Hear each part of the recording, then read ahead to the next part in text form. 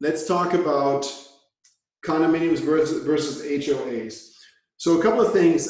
There's a lot of confusion out there amongst agents with respect to, what kind of disclosures are required for an HOA versus a condominium. And I did a training on condominiums specifically. It's in Teachable. It'll be in Trainable. Highly recommend you watch it. But there are some key differences. But the first thing I would like to point out to you is that many times, not every time, but many times a property may actually be in both. So you may have a property that is in a condominium and at the same time part of an HOA. In some areas, you may have a property that is a condominium and part of multiple HOAs. For example, here in Sarasota, we have this area called Palmer Ranch. There are condominiums where you are a member of the condominium, plus you're a member of an HOA, and then plus you're a member of a larger master HOA. Same thing in Lakewood Ranch. So you want to make sure that you understand all of the associations that are involved, but let's just pretend or compare a property that's only a condominium versus a property that's only in an HOA.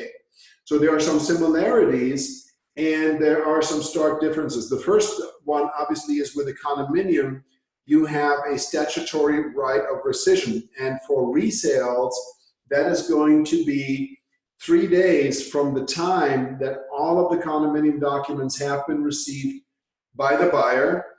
And if the buyer received those documents 3 days prior to signing the contract, then you can indicate so on the rider, of course, and there would be no right of rescission.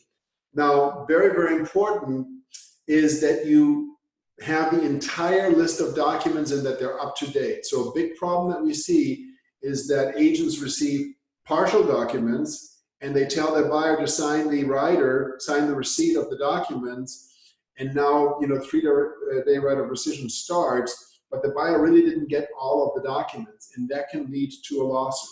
So you want to make sure that you as an agent, number one, know all of the required documents and that you make sure that they're all current. So if an owner bought the unit 5 years ago and they're going to provide you with the package they received when they bought it, those are not the current documents. There may have been amendments to the rules and regs. There may have been changes. There may have been amendments to the articles of incorporation of the condominium. The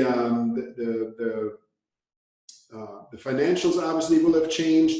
So you want to make sure that you have an up-to-date set of documents. And many times sellers are just, don't want to spend $100 or $200 to get a full package from their association, but I would demand it. And personally, if you list a condominium, I would ask at that point that the seller get a complete brand new package, a full package from the association, and obviously pay for it. It's the seller's responsibility to provide these documents and have everything in place.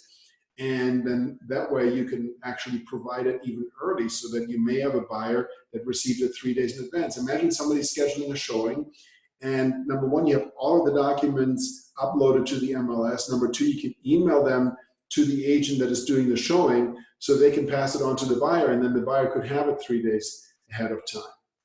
Now, the condominium association disclosure requirements are very, very specific with respect to what has to be provided. On an HOA, by contrast, there is no requirement to provide documentation whatsoever. The only requirement that exists is the requirement to disclose that there is an association, the name of the association and the management company, and what the dues are. That's it.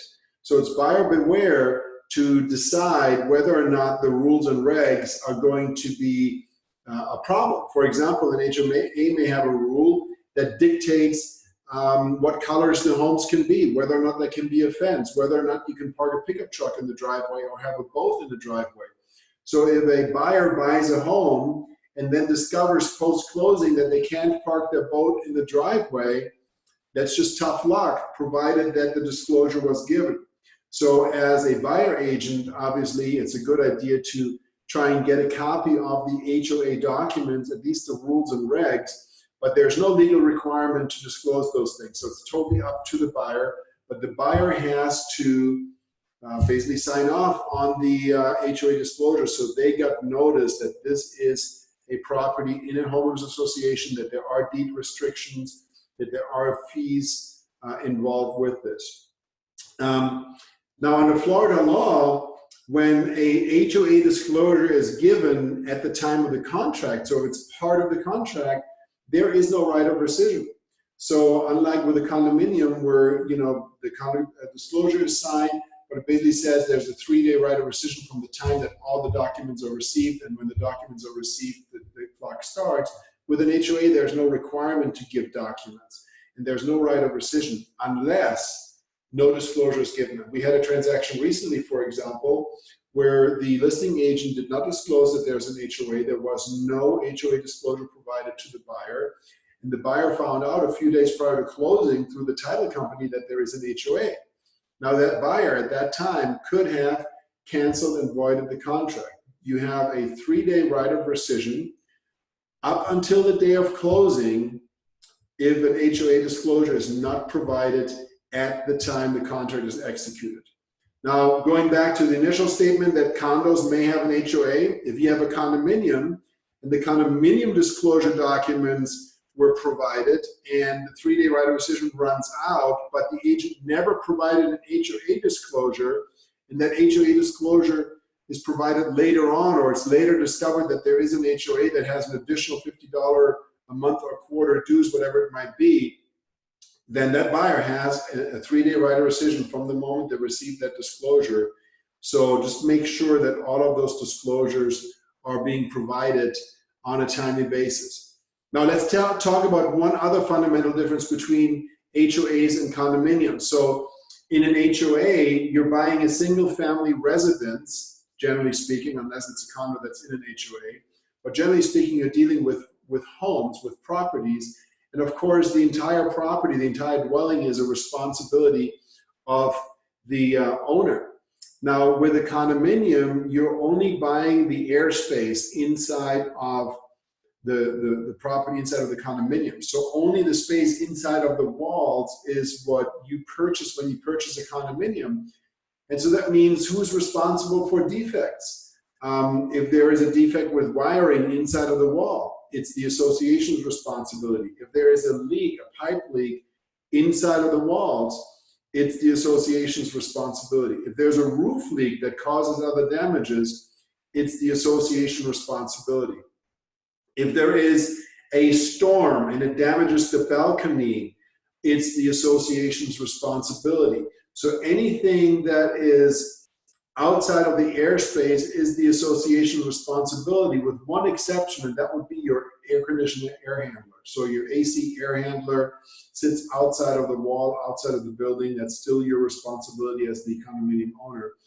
But everything else becomes the association's responsibility or another unit owner's responsibility. Let's say, for example, the person above you has their bathtub overflowing and it causes water damage, it drips down through their floor, through your ceiling, creating water damage at your ceiling.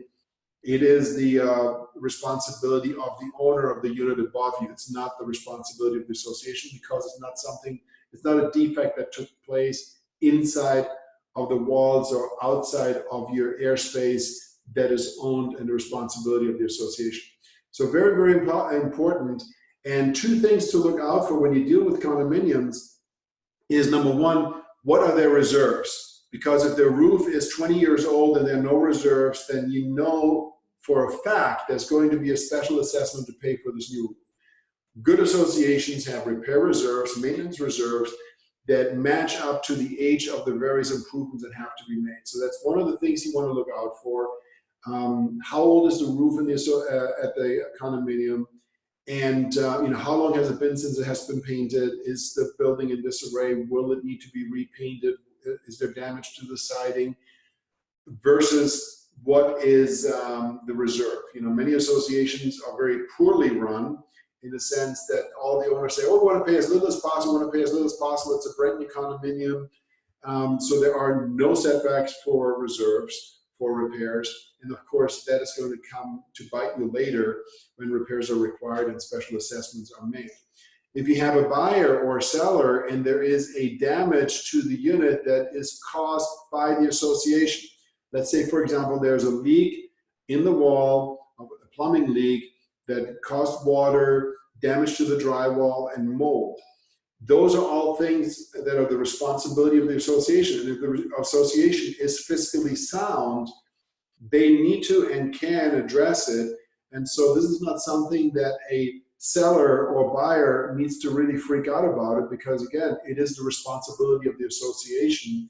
You want to make sure that the association is put on notice, and virtually every well-run association is going to respond very rapidly to any of those issues. So just a couple of pointers regarding associations, condominiums versus HOA, and I hope you're having an amazing week. Thank you so much for tuning in, and I'll talk to you again next week. Thank you so much. Bye-bye.